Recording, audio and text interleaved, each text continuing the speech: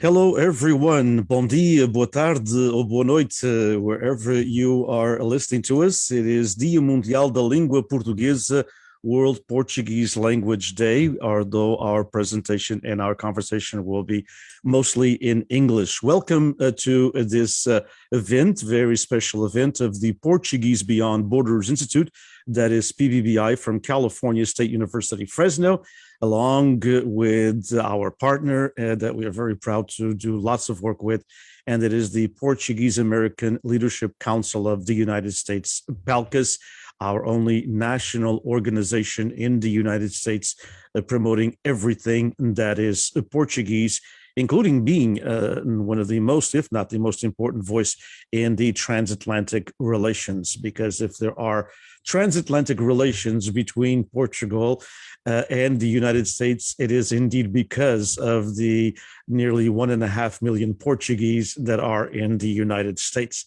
And this is, of course, National Children's Book Week in the US. I should say it's one of 2 weeks. It's this week and again in November. We hope to come back in November and do a few other things as well.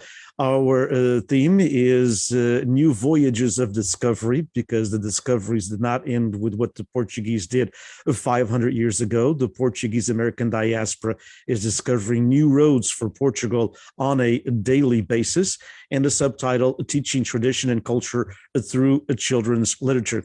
I want to welcome the guests, and that is Angela Costa Simões, Zachary Ramos, Terry Costa, and Andrea Nunes Emmett, and wanted to, of course, thank them for taking the time to be with us this morning in this World Portuguese Language Day. A great way to teach language and to teach culture to in the young Portuguese American communities, many of them of second, third, fourth, and even fifth generations. It is, of course, through when they're young. We cannot wait until high school, as I taught for many years, and now even in college, to teach them the ABCs. If we can do that when they are children, if we can do that when they are 3, 4, and 5 years old, we have an upper hand, and certainly cultural concepts. So again, thanks to all of you for joining us. We're going to start by asking each and every one of you to give us a brief bio, if you will, please, of about 3 to 4 minutes, a little bit about yourself, a little bit about your connection to the Portuguese world. I should say that Angela, Zach, and Andrea all three live in the United States of America. Andrea in the East Coast, and Angela and Zach here in the West Coast, and all the way from the beautiful island of Pico, my favorite island in the Azores. And I'm not saying that because he's here. It is really my favorite. My friends from Terceira kill me every time I say this, but it is, to me, Pico and Flores are two of the most beautiful islands in the Azores for two different reasons. And so after living a long time in Canada, lives in Pico Island. So we do have a presence from Portugal, and that's great. So tell us a little bit about yourselves, your connections to the Portuguese world, and then we'll dive into children's literature. And we'll start with Andrea. All right. Well, hey, everybody. Thank you for having me this morning. I'm Andrea. I am on the East Coast. I'm actually in New Jersey, born and raised. Both my parents were born in Portugal. My dad was actually raised in Portugal and then immigrated over in adulthood. So my parents are from the Serra da Estrela region, specifically Vila Soeiro do Chão, which is the villa in the titles of one of my children's books. And growing up in New Jersey, luckily, I had a large Portuguese community around. So in Newark, there was a huge population there. In Elizabeth, where I grew up as well. So it was always around. I felt like I really grew up in the culture and we spoke it. And that's really how I picked it up as my first language, because that's what I was being spoken to all day. And growing up, I really made sure to stay close to the community that was local to me. So whether it be through nonprofits or the parades and Portugal Day itself.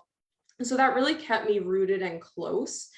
As I started working, as I actually physically left the community into other communities with maybe less of a presence, I noticed just the lack of the presence. And I would get excited when I would see a Portuguese flag or when I would see anything in Portuguese. I would get really excited. Even on vacation, sometimes I would get excited to see it. So the need really started coming back. And when I became a mom, it was just blaring, the need for anything Portuguese to help teach my daughter. And I think what I saw was children learn through literature and through what they're watching and seeing. And unfortunately, in my household, Portuguese is not the primary language spoken, like I grew up with. And so that's where I really felt a need to get closer again to the community, the language, and the culture to make sure that my daughter would grow up knowing it. So that's really how I like to stay involved. And again, still in New Jersey, there's still a huge population, but I always get excited when I see our culture represented in any way.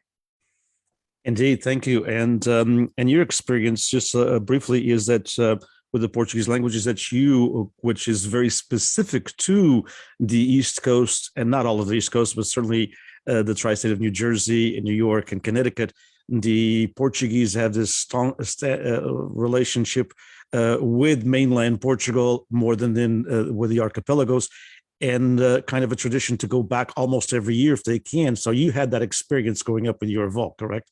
Absolutely. Yeah, which is a wonderful memory and guidance for children's literature that we'll talk about. So thank you, Andrea, and we'll come to the West Coast and Zachary. A little bit about yourself and your involvement and your involvement in the Portuguese American community as well. Good morning, everybody, and thank you for letting me be part of this. This is very exciting. I'm very happy to be here with all of you. For me, my start was my father is from St. George in Portugal, and he came here at a young age with his siblings and my grandfather and grandmother and came here. And luckily, thanks to his hard work and dedication, I've been able to do the things that I've been able to do. My love for youth literacy and for children's books came from when I would read with my father, and it just grew into me wanting to transform and create something that me as a Portuguese American could see myself in. And that's when I created the book called Bullfights with Grandpa.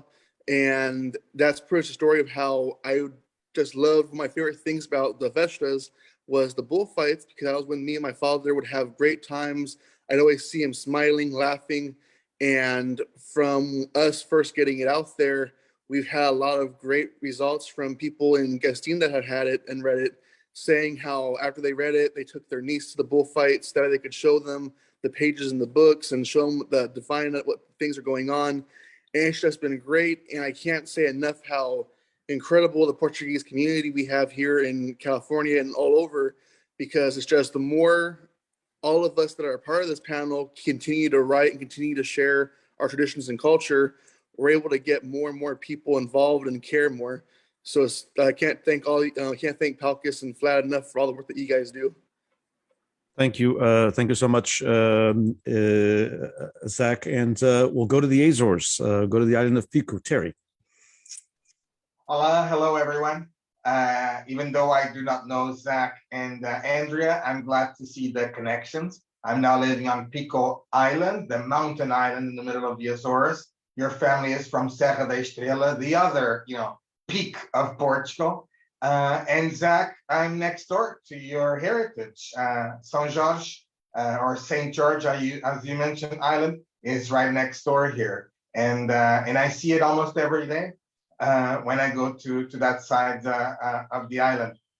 Well, I'm Terry Cost. I'm Canadian born. My parents in the 70s had that adventure of immigration and looking for something new, something different, something maybe better. I don't know. I guess it wasn't better, because a couple of years later, after I was born, they decided to come back to the Azores, to Pico Island. And that's where I learned my Portuguese from my childhood. But then after grade 8, I went to my country of birth, to Canada. And that's where all my studies are from, and including University of Toronto. And I'm the artistic director of Miratech Arts, an arts organization here in the Azores that I started in my time in Vancouver in the Pacific. And that's where I went to visit California and met the lovely Angela Costa. And our last time together, I think it was during the Portuguese in California tour, the presentations of Nelson Pontagarça's films work. So I haven't been there for a few years, and I need to come back and show all this great work we're doing here in the Azores for the world. But I come from direction theater work, and only in the last few years I started working on children's books or books for the child in all of us, really. Indeed, books for the child and all of us, and I like that line. And a big congrats to Mediateca Arts and to the work that Terry does in the Azores. It was much needed. He came and revolutionized a lot of stuff. He bothered a lot of people, and that usually is good when you bother a lot of people because it means you're doing something. And he indeed has built quite an operation that promotes culture and that promotes the Azores with and beyond the Portuguese world, and also in the diaspora and everywhere else throughout the world. Thank you, Terry, for your hard work. And we're going to come back to the West Coast, to California, and to Angela Costa Simões, who we've all known for a while. And then when we say for a while, as Terry mentioned, it's because we all met when we were very, very young. They were like 2 and I was like 12. So, that's basically it. Anyway, Angela, of course, is a immediate past president of PALCUS. She is one of the reasons why we do these events, PBBI and PALCUS. And of course, she'll tell you a little bit about herself, which she's going to do a synopsis of it because it would take probably about an hour and 28 minutes. Well, when we say we met when we were very young, yes, we were probably all on a float together in the parades, because kind of like you, Andrea, I grew up in the Portuguese community here in California. It's everything I've known my entire life. I've never not been involved in the Portuguese community, but I'm third generation. So we didn't speak a lot of Portuguese at home. Knew a few words. We knew how to say malasadas or filhos and things like that, but really did not speak the language, though, like I said, we were involved in many aspects. So fast forward to, we had our daughter and we wanted her to learn Portuguese. And so my husband brought books from Portugal that were all in Portuguese. But not being a native speaker or not being a fluent speaker, I actually couldn't understand a lot of the words that were in children's books, which I thought, oh my gosh, I can't even understand a children's book that's in Portuguese. And I thought, it would be great if it was in both English and Portuguese, because then I could learn while I'm reading to my daughter, right? And so that just, the light bulb kind of went off. And I said, well, then I'll write a book. And the first book was Linda Menina, a Pretty Girl. So it was inspired by our daughter and literally inspired by our interactions every day. Bom dia, minha linda, how are you? You're so pretty, that kind of thing. And the intention was just for it to be the one book. And it kind of grew from there because the response was so positive, and everyone said, well, Linda Menina, well, what about Linda Menino? Because I have a son, I don't have a daughter. So we did a Linda Menino, and then you start to see this need, as Andrea was saying, that there really wasn't a lot of bilingual Portuguese English books out there. And so, we fill the void. And so then you start having ideas and with vocabulary books and talking about your own experience about the Festa, which is one of the books that I published. And so that's just kind of how it started. And it's, now we have a long list of ideas, and I, might be publishing for the next 20 years, who knows, because the ideas are there. But it's been a great ride, a very unexpected ride. And I'm looking forward to it. Thank you, Angela. And we'll go back to Andrew. We'll keep on following this same format here. So what led you, of course, you mentioned a little bit was your daughter, and you mentioned a little bit children's books. How that inspired you, such as the story that Angela just shared with us. And so, Andrea, in writing a children's book, and yours is basically a little bit different. Explain to us. It's not bilingual in the sense of traditional. Every single word is in Portuguese and every single word is in English. And so you opted for a different format. So tell us a little bit about both books. We'll show them to everyone here in a bit and how they can get them.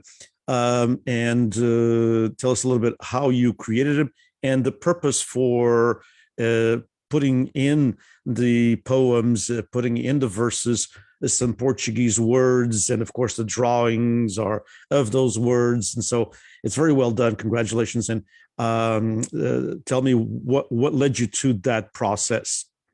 Yeah, definitely. And thank you. So with the poetry specifically, I've always written, I always loved writing. I was actually an English minor in college. Just because I took so many English classes, I might as well get the minor because I loved it. So with writing, my niche was really always poetry. So anything lyrical, anything I could get to rhyme. I felt that I learned better in a lyrical way. So even still today, when I need to memorize something, sometimes I have to create a song in my head to do it. So with the book, while it's not all words in one language or the other, I try to do a verse, a rhyming verse on each page and have at least one Portuguese word in it. So really it is in poetry form, but the book is primarily in English. So anybody that's either learning as a child, right, they're learning language from the beginning, or somebody who, even an adult, right, has no idea of the Portuguese language, doesn't speak it, but because the verses are primarily in English with 1 to 3, I try to keep it at a max of 3 per verse, Portuguese words in there, it hopefully helps the person learn that one word. So really a one word at a time method. And a lot of times, if somebody was learning from scratch, they might even be able to guess the word because there's some context behind the verse being in English. And again, it all rhymes. So I think the one word at a time helps in a sense, but for anybody that learns better in that lyrical, rhythmic way, it would also help really memorize and learn the word that way. With the images themselves, so like Angela, I feel like becoming a mom really inspired it. So the main character is modeled after my daughter. And it really came from 2 things. One of them was the fear that all these great memories I had as a kid with my grandparents in Portugal and with my family members, she wouldn't get to experience the same way. And that was always a fear. The other one was that I wish I could live those memories forever. And I wanted them to live forever. So by creating these books, I felt like I kind of joined those 2 needs and wants really that I had deep down, and would have my daughter experience these things while keeping those memories alive, and hopefully also allowing others with similar memories to feel the same nostalgia. So with the characters, everything really is modeled after personal memories. So my grandparents, I've tried to go for both sets. So I try to be fair. Stella in the villa, my grandparents are actually still there. And so it really is, the designs and the illustrations were modeled after them. With the illustrator, I worked with photos from the villa, right? And the igreja in the villa, I really wanted it to look just like it. So everything is based off of photos and actual pictures of the town. And then the other book, Stella in the Kitchen, was my other grandmother who actually lived here right next door to me. So I always had access to her. And we did a lot of the baking together. So that's really where these 2 specifically came from, and really why I wanted to go through the poetry and just inserting one word at a time in it. Indeed, that's a very creative way, and kudos to you for doing that. Very creative, and it's a way that in a book, students can learn 20, 25 words. And if they can do that and learn them in context, as a language teacher, I can tell you that's the way that language needs to be learned, even at a young age of 3, 4, or 5. So, and it is a way for the parents to learn some Portuguese, as Angela said as well. Angela. So if I could just say, in looking at how you inserted the words, reminds me so much of how we grew up learning Portuguese words. And in fact, there were so many words that I didn't know the English word for. So for example, Xuxa, I once with friends, oh yeah, I had a Xuxa growing up. I'm like, what's a Xuxa? It's, the thing so it's kind of funny that my parents did insert the words into our English lexicon, and so I grew up knowing those words. So yeah, it's a great strategy. Yeah, thank you. And yeah, the one word, it's so funny because my daughter now, it is challenging because it's not the primary language. But even sometimes with my parents, my dad will say anda, and it's one word, but she gets it. So I'm like, okay, she knows some Portuguese. So we're getting there. Sure. That is important. Zach, let's talk a little bit about bullfights with Vovô. It's really a wonderful book about a tradition that's very near to the Portuguese, and especially certain parts, central Portugal, and also a couple of the islands in the Azores. And so tell us a little bit how, as you mentioned in your intro, it came, of course, from your contact with your avô, your contact with your, yeah, of course, with your dad, going to the Portuguese traditions. What made you write about the bullfights? What memories did you have, and what techniques did you use?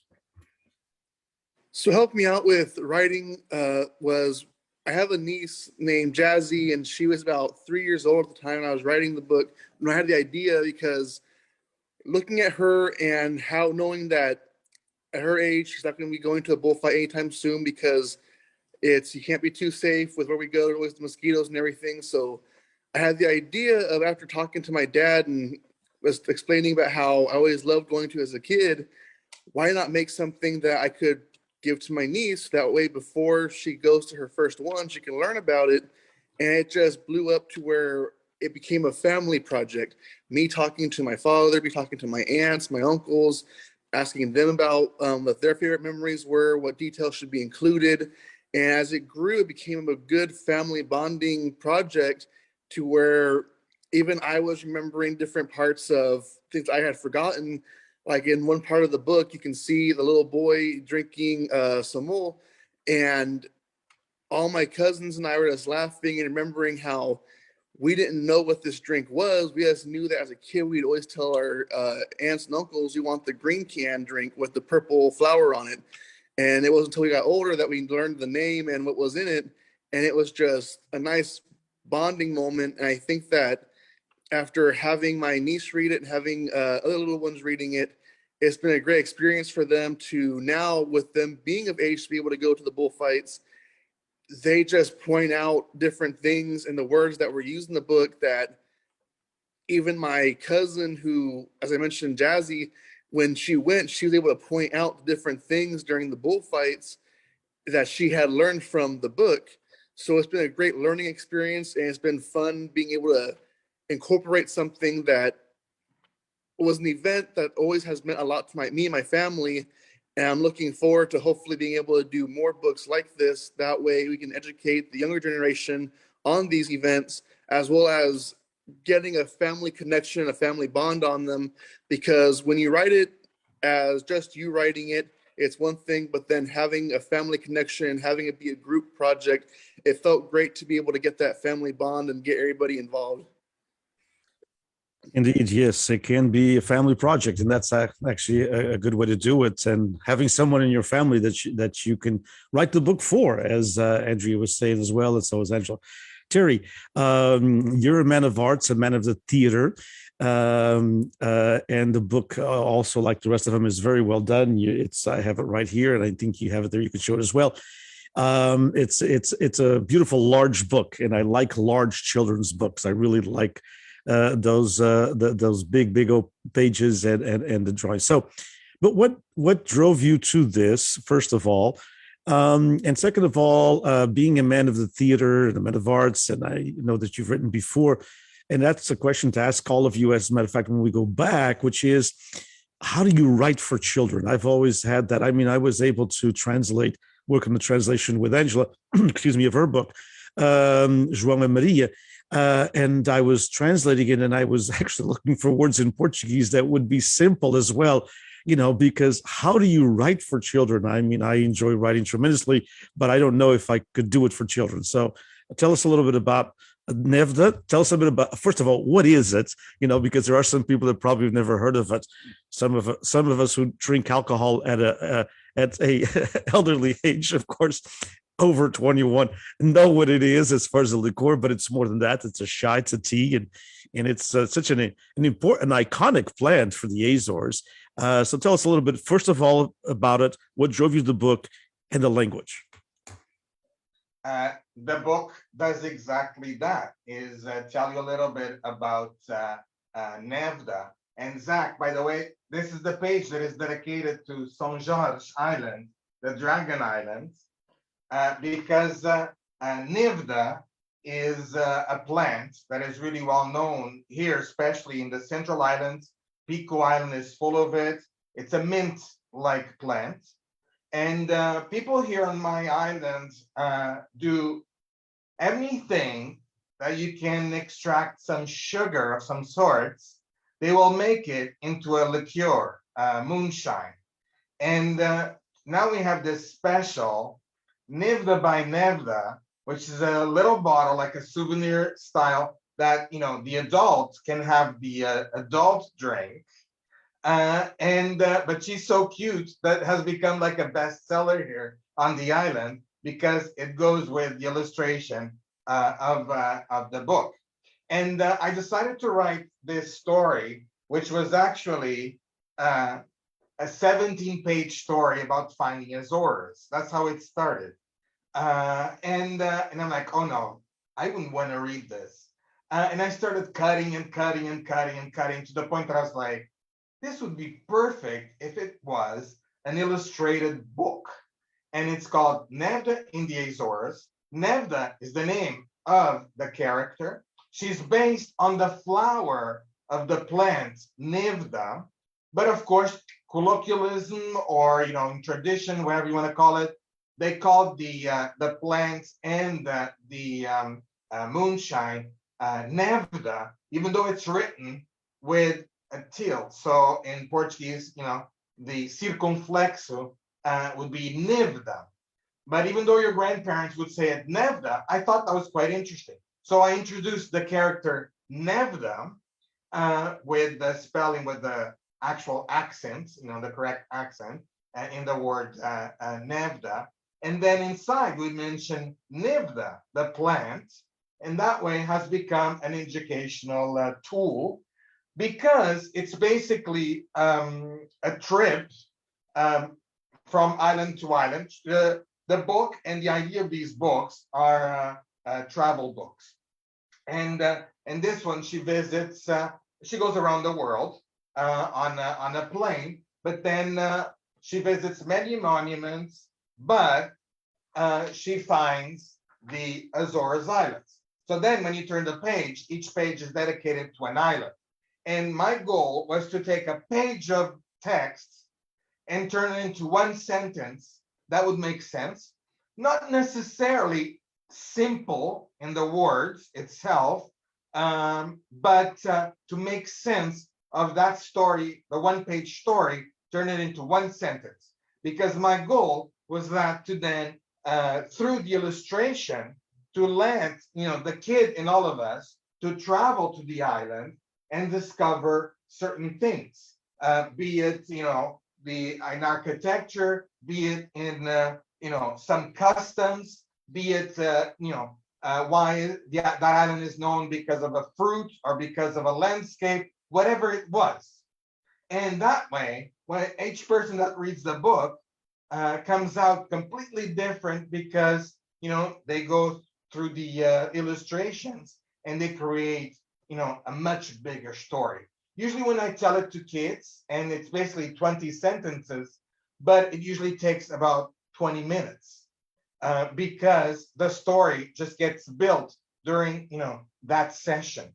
And I fell in love with that. I didn't know I had that in me, but I love that aspect of connection to the children, because I've always worked with in theater, and yes, sometimes we did it for children, but in a completely different way.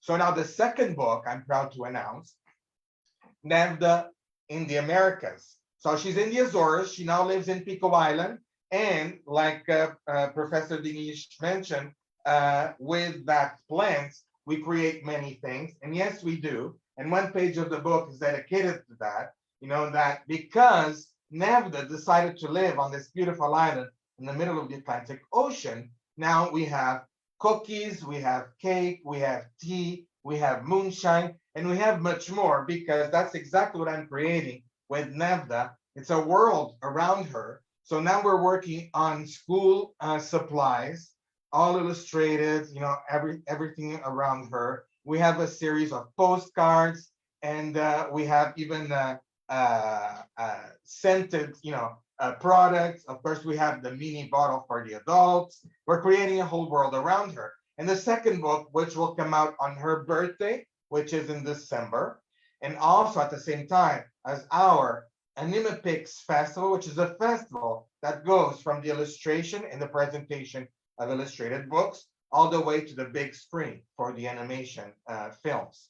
And this past year, we had 1,200 kids and youth that came to the festival, which are almost all of them from the island, which was fantastic. I hope we can do it again in December. So the second book, which will come out in December, is Nevda Goes to the Americas. And she does stop in California. She does not go to New Jersey, so sorry, Andrea, but she does go to pick some sweet potatoes with the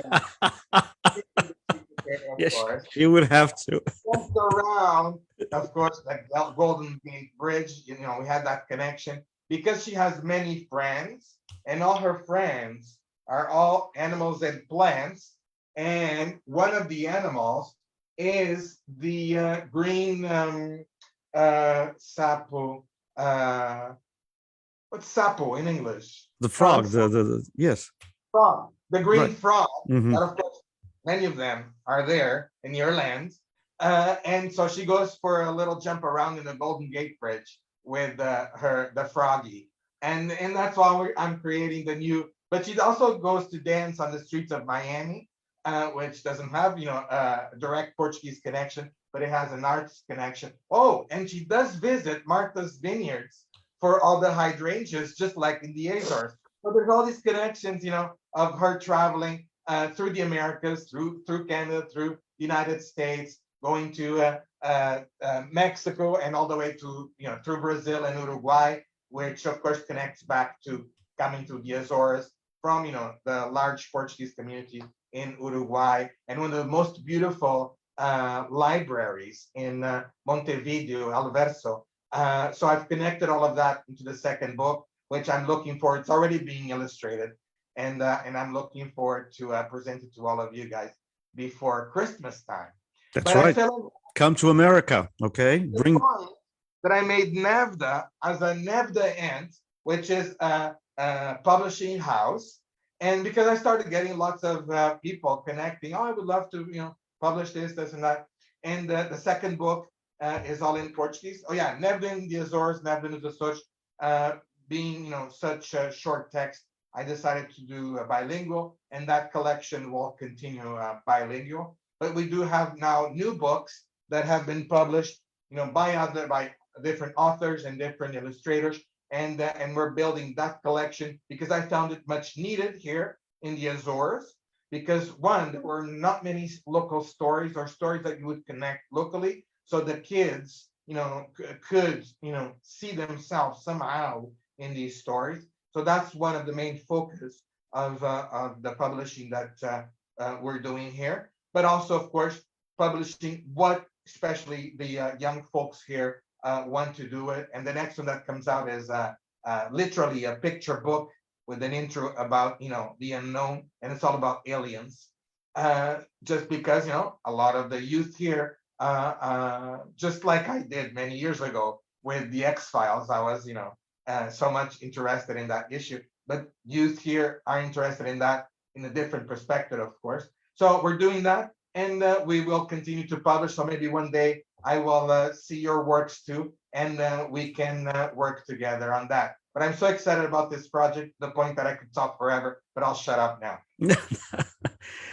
No, and of course you need to bring that to the Americas. We need to work on a project that you come over here and actually maybe even just got my wheels turning as well. Maybe even have a meeting, a physical meeting of Portuguese children's authors with Terry and those who write Portuguese books, children's books here in the United States, and I know there's one or two in Canada as well. And that would be kind of an important event, and an event that we should think about for the future. Because you need something else to do. Because I do need something else to do. Yes. So Angela, you know, rest in peace. She always said, if you want something done, ask a busy person. Be busy. And it does work. Mm-hmm. Angela, a little bit about, of course, you mentioned already about your books, but you know, the same question I asked Terry, which is, how do you write for children? I mean, it might help that you do have a daughter, and so you can connect, and you see what's going on in school. I don't have that, but how do you write for children? Did you have to do some research? You have to do a lot of children's book research, or was it something that were used to it because, as you said, you brought and when you said that Adrian brought some books from Portugal in order to teach Aurelia how to, a little bit of Portuguese, and you were learning as well, and you didn't know some of the words. One of the things is, and that is not the case with Terry, because Terry understands both worlds. Most of the children's writers in Portugal don't understand the Americas at all. I mean, it's just a total different alien, talk about aliens, an alien planet almost. And so did you feel that some of those books, that one of the reasons why you took to this project was because some of those books weren't culturally significant? That's my issue also with children's books that come from Portugal. Sometimes they're not culturally significant for kids in America, because not just they're not bilingual, they're not also, they're talking about a world that the kids have no concept what it is. I mean, Andrea would, because she was there almost every summer, but those who were born here and didn't go to Portugal, but maybe once every 7 or 8 years, it's a total foreign world. So tell me a little bit about what drove you to this and the language that you used and the experience. Sure. So you hit on so many aspects that came into the writing of the books as we continued to publish more and more. So the first one, I guess having read a lot of children's books because we had a daughter, it made the writing of it a little less intimidating, right? I didn't feel like I needed to have a PhD in child psychology in order to write something that was appropriate, because, some children's books are quite sophisticated, other ones are quite simple. And so I think it became clear that there's room for there to be creativity, for it to be simple, for it to be whatever we wanted, right? So I think the first time, actually, I with the first book, Linda Menina, realized the importance of translation, because the first edition, there were a couple of grammatical errors in the Portuguese, and people pointed them out. And, and it's a very important thing to do, because if you're going to be using it as a learning tool, you want to be teaching the right word with the right accent, the right tense, all those kinds of things. And so that lesson meant that I wanted to work with folks like you, Denise, that actually did the official translation, right, and find the appropriate word.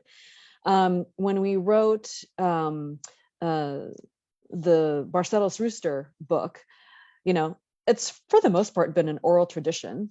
And, there's websites that have a page on it, but I couldn't find anything written like a book, right, to pass down the story of the Barcelos Rooster, because we all have roosters in our house, but what's really the story? And there were different versions. And one of the versions was the stranger was going to be sentenced to death, right?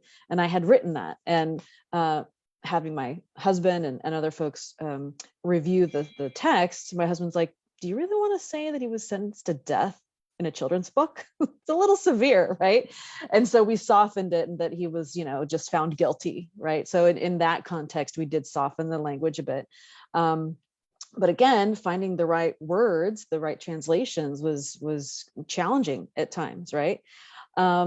And so, when you talked about the books that were out there just were not culturally significant, the thing that I found was, and the books that I found that were bilingual just seemed kind of off, if you will, just didn't seem that interesting to me, or it was just an American book translated into Portuguese, right? And so there was no intent. The books weren't written with the intent of being Portuguese. And I also thought, there's nothing that actually describes the Portuguese American experience. And so that's where the Festa book came from, because that book literally is my childhood growing up, going to the festas with my cousins and my family, right? We ran in and out of the dance circles. We, were in the parades. We were carrying flags, and we were dancing the folklore. I mean, we were doing it all. And so, instead of relying on the oral tradition part of it, what if we had books that actually talked about the different traditions and celebrations that we have in our community, and those were tools that parents could use to actually tell these stories, right? So the next book, I don't have an illustration here with me, but the next book that will be out before the end of the year is using the lyrics from Uma Casa Portuguesa, right? Because I feel like that's a song that a lot of us know, but do we really know the meaning of the words? And what's the picture that you paint in your mind when you're singing the song? And so I'm really excited about that one. And then, there's lots of other stories and traditions like, Rainha Santa Isabel, the story behind the festas and why we have the queens. It's a beautiful story that, again, it's kind of left to the oral tradition. So putting those in a print format that parents can use to not only teach the Portuguese, but also pass down the stories and the traditions of our culture, I think is really important. So that's kind of how things evolved for me. So I don't know if that answers your question, Sure, Denise, but that's absolutely the path that we've taken. Yeah, indeed. And I think there is, just like Terry mentioned, and Andrea and Zach as well, I think there's ample territory out there to explore. Andrea's work, still in the kitchen. It's I just got, and I should get the villa probably tomorrow. It is I was fascinated because I think that everybody likes to eat and kids love to eat, and that's then Terry does that with Nevda in a way, and so bringing in food, the landscape. I think there's lots that are needed from what you just mentioned, Angela, here from the United States aspect and the Portuguese American experience and the Portuguese Canadian experience. So I would say the Portuguese diaspora in North America, because we're very, very similar in a lot of ways.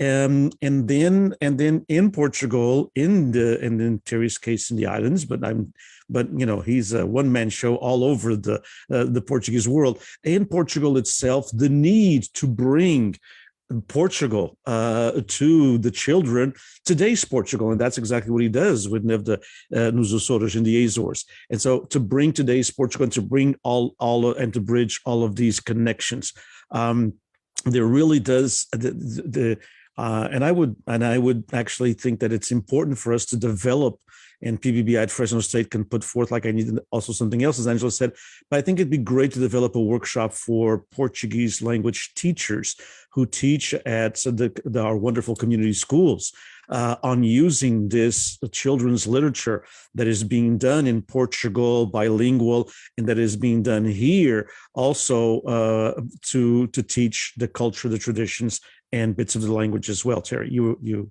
had a comment.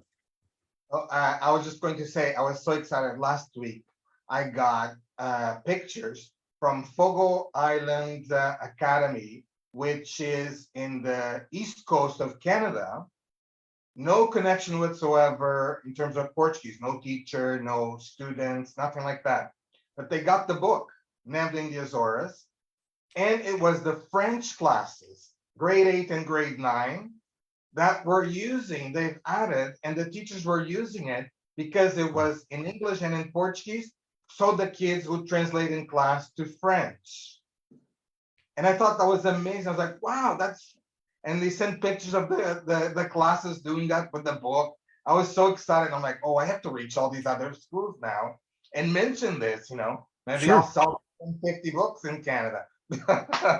No, indeed, and it's a wonderful. I use children's books even when I taught high school, because the language was simple that we could understand. Remember, my students were mostly not Portuguese, and those were Portuguese. They knew cala a boca e fecha a porta, and that was it. And so call me Calat. And that was actually the name of a cookbook that our Portuguese club did, with call me Calat, because the kids, that's one that they always heard grandma say, call me Calat. And so the idea that with children's books, they could understand when they were totally in Portuguese, and then they could recreate, they would work on things like to recreate the ending, which teenagers would also find interesting ways to recreate an ending of a book, but that is there's a lot of ideas that can be done with children's books. So taking that, and because we are limited on time, and I know that all of you are busy, we talked a little bit about future projects, but let's talk a little bit more about that. And so I'll start with Andrea again. So we have two books. First of all, how have they been received? I'm sure good.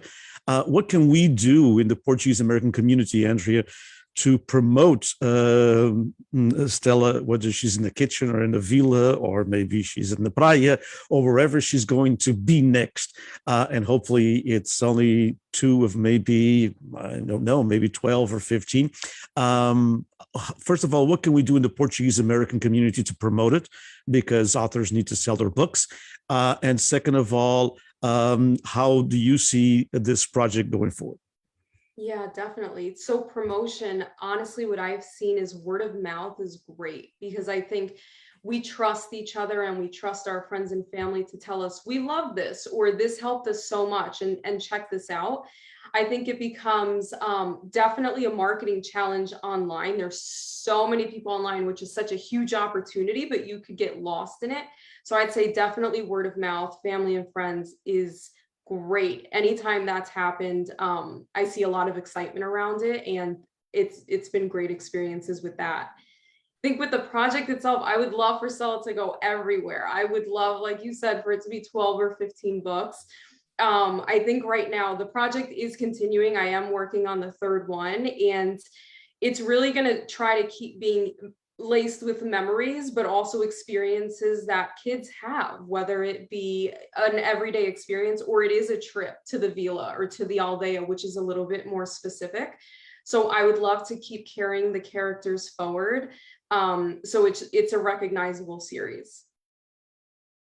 Indeed, and congratulations, well done. And I enjoyed the different concept of the poetry, of the verses with the Portuguese words, because again, with Portuguese language teachers, you can do a lot with those words. You can create a sentence with the word pão, and so there's lots of different creative things that can be done.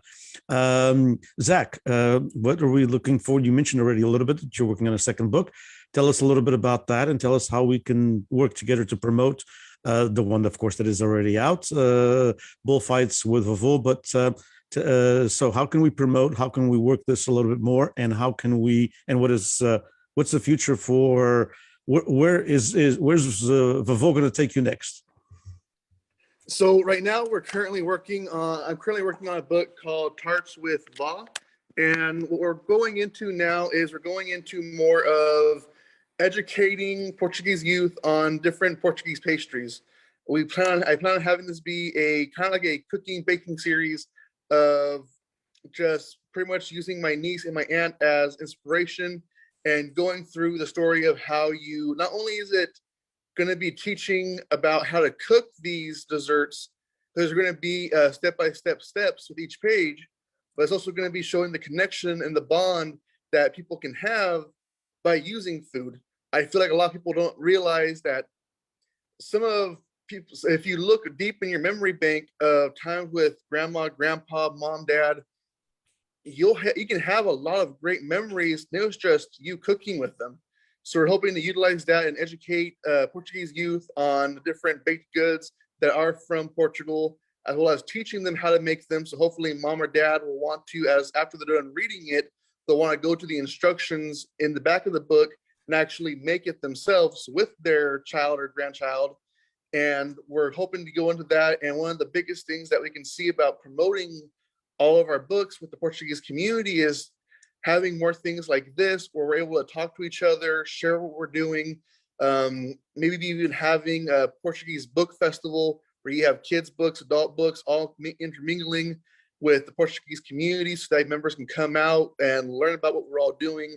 And just how it was mentioned earlier, just word of mouth is a great way of getting our books out. It helps out a lot when someone says something about it or shares it.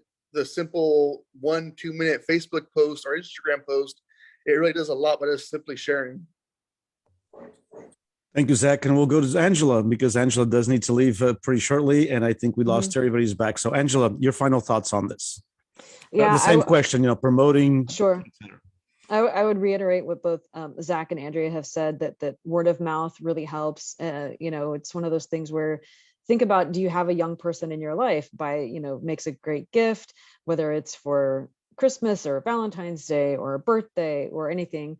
If you know of a local school maybe consider donating a book to the local school, right? And it doesn't have to be a Portuguese school. It doesn't have to be a Portuguese community school. It could be your own local school library. I've donated a set of my books to our daughter's school. It's a Catholic school. It's not a Portuguese school, but they have a kindergarten, and they teach Spanish there. So why should they not, have some Portuguese books there too? So I think there's a lot of ways that people can help spread the word and spread awareness of the books. But yeah, word of mouth, social media, and taking a picture of your child or your niece or nephew reading the book, and hey, they really love this book, you guys should check it out, and posting the link there as well. That would be great. Indeed, you just gave me a couple of ideas for my spare That's time. what I'm here for. As you said, we'll get to, well, that's our next hour in November when we do again a Children's Book Week. We will have children reading their books and promoting it through different online venues of your books, Andrea's, Zach's, Terry's, and yours. And also the other thing is that. And here's a challenge. It is, World Portuguese Language Day. So here's a challenge to our Portuguese American organizations. Lots of them have lots of money. They invest lots of money in things like, bringing someone from Portugal to sing.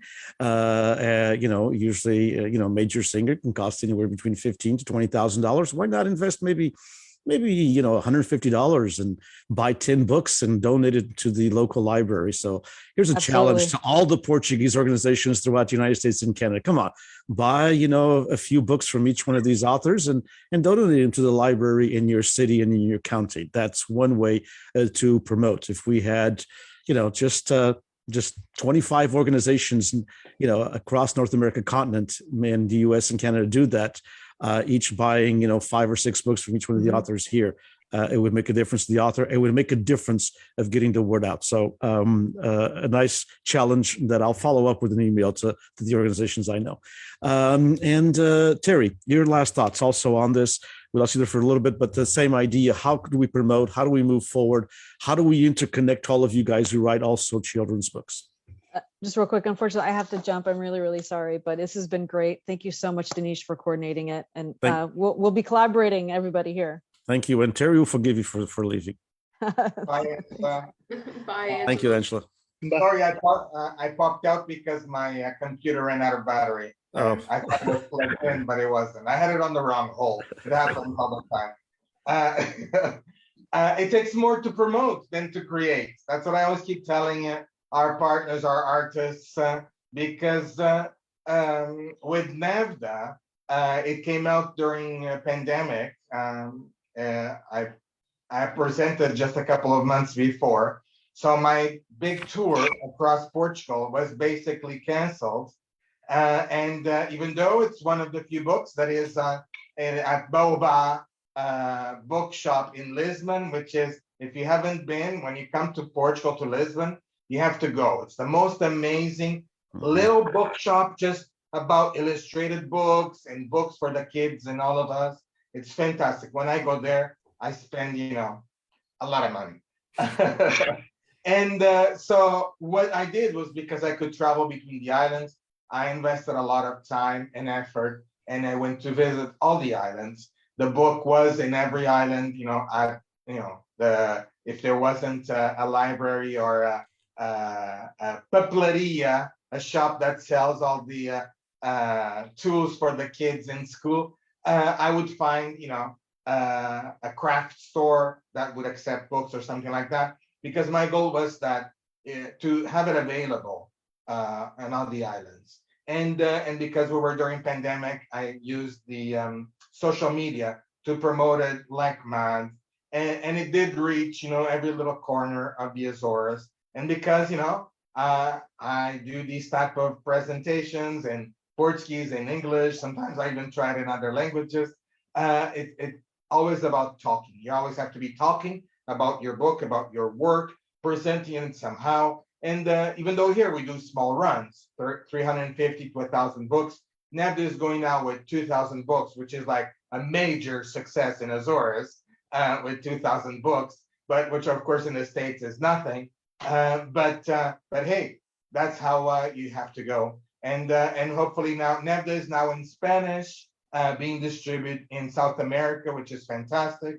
and hopefully before Christmas will also be in Japanese, because the Asian market really loved this style of animation, of illustration, and that's the way to pass on the word to other cultures to learn about us. So I'm really excited about this project, and we're trying to do the same thing with other authors and illustrators and their stories, try to reach new markets. Because of course we know in the Azores, it's a small market, and you really have to promote to be able to go to all the houses as much as possible. Because here you still go to houses with kids that there's no books unless they're going to school and they have the school book in their backpack. And that's basically it. There still exist a lot of those houses here. We started a program, sorry Denise, I'm taking a long time. We started a program that is called Todas as crianças têm direito a livro. Every kid has the right to a book. And we're incentivizing organizations, town halls to buy boxes of books and do events where all the kids that and the parents that invest to go to that event get the book for free. And that way you take away the economic aspect of it. You need the investment of these young people and especially their parents, because most of them are my age or younger, to invest and take their kids to an event that is dedicated to kids and not just the festa for favas e vinho, right? Indeed. So that's Indeed. what we have to do to keep promoting. And I hope we can connect, outside of the online somewhere, be it in the States or be it in Portugal. It's very important to have these connections. Indeed, indeed. And that's a good way to end it. Thank you so much, Terry. Thank you, Andrea. Thank you, Zachary. And of course, thanks to Angela.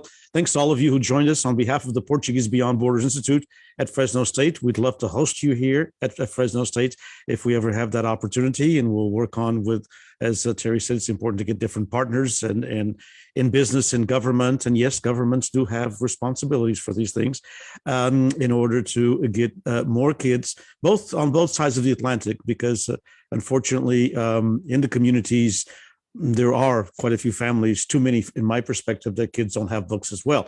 And so it's something that, we brought from there. And not too long ago, not too well on the point, but just a couple of days ago, there was a program on the Portuguese television that mentioned exactly that I think Portugal was one of the leading, unfortunately, countries in Europe where people, were like 59% of the people had never read a book in the last year, any book. And so we need to get that changed around in the communities as well. And really, it does start with children's literature. It does start young, and we cannot have kids reading a novel by Saramago. We have to have kids reading what all three of you and Angela have been creating now for a few years. Again, thank you all on behalf of the Portuguese Beyond Borders Institute, on behalf of Palcas. Thank you for joining us. Happy World Portuguese Language Day, Dia Mundial de Língua Portuguesa. Até sempre. Muito obrigado a todos. Thank you so much. Thank you. Take care, everyone. So much. Obrigado.